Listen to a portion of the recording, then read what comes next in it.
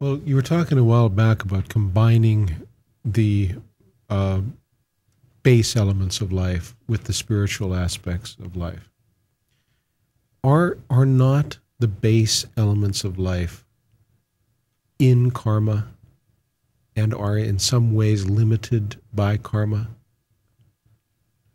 Karma gives you orientation towards this, towards life. Somebody is a carpenter, somebody is a cardiologist, someone else is a professor, someone else is a TV person.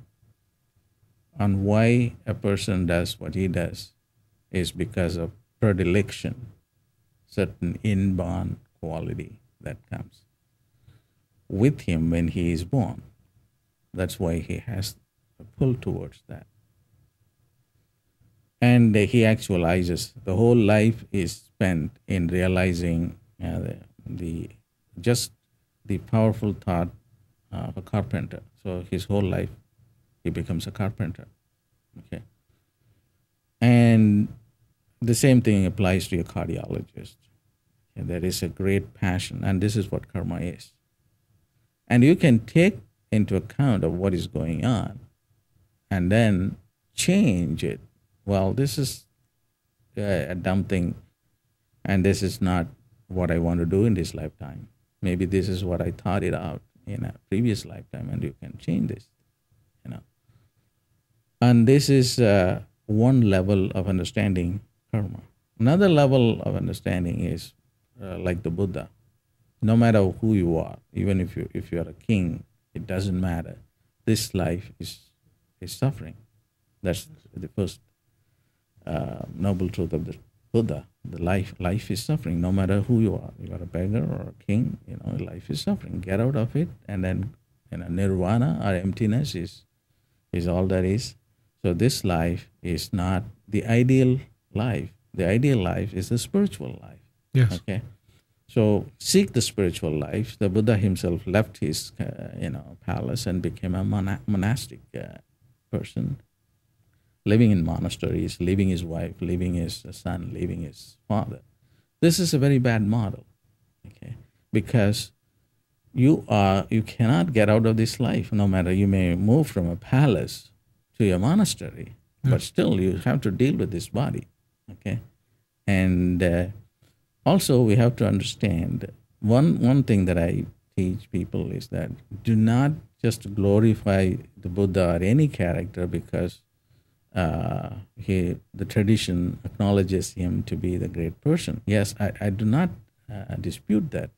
But then we know much better than the Buddha knew 6th century BC. Okay, we have more knowledge about antibiotics. If somebody had a cardiac arrest in 6th century BC, he had no knowledge of what was going on.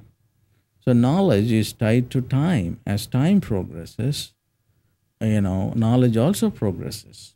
So by now we think that we are very evolved and our science is great. But just think, 500 years from now, people looking at us will think these guys were primitive scientists. They did not know anything. Okay? They were groping in darkness. So as time evolves, there will be more layers of knowledge that will be revealed to us. Okay? So we have to incorporate that into our spiritual teachings. Of course, spiritual science belongs to the spirit. It is a different kind of knowledge, which is considered absolute knowledge. But we cannot deny the existence on this earth plane, which is very, very important. One might as well get enlightened, staying in the palace, taking care of children and ruling the country. Only thing is you have to really know where you stand, okay, and know the two realms perfectly well and not deny it.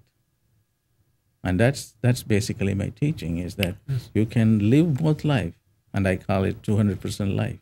You can be 100% spiritual, 100% material. I agree completely, and that is a very unusual perspective even today with Eastern teaching and Western teaching synthesizing the both. But the question was, from the material perspective, from the standpoint of this body, wealth, the way it's understood on a balance sheet, seems to have its origin in a finite quantity of resources: gold, oil, food, commodities, things that there seem to be a limited quantity of, and that wealth has something to do, from the standpoint of the actual, as I said, the way we talk about it in business, has something to do with having more of these resources available to you than someone else does. How and so if I'm looking at your teaching, should I expect that if I am evolved enough, that I will acquire more assets than I will acquire assets at the expense of another person? Well, you will have to understand why we need wealth. From my perspective, we need wealth so that it is not a hindrance. I do not want to be thinking about my bills all the time. Mm-hmm. I can't even meditate. I just go into meditation. I remember, the mortgage is due, or I have not paid this bill. Okay, this will be a hindrance. Okay, unless I just go into a place where I don't have to pay rent or don't have to pay for food. But these are realities. Yes, they are. So one has to take care of these realities, and spiritual techniques are useful for to take care of them.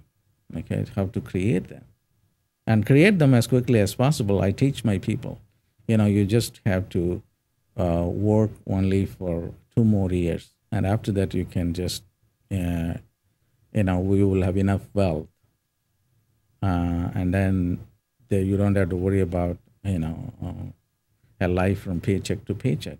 So I have there are 75 people who are committed to study with me. And I help them to start about 20 .com companies. All these are computer people. So you have to be practical. You just have to understand, these are realities and you have to take care of that.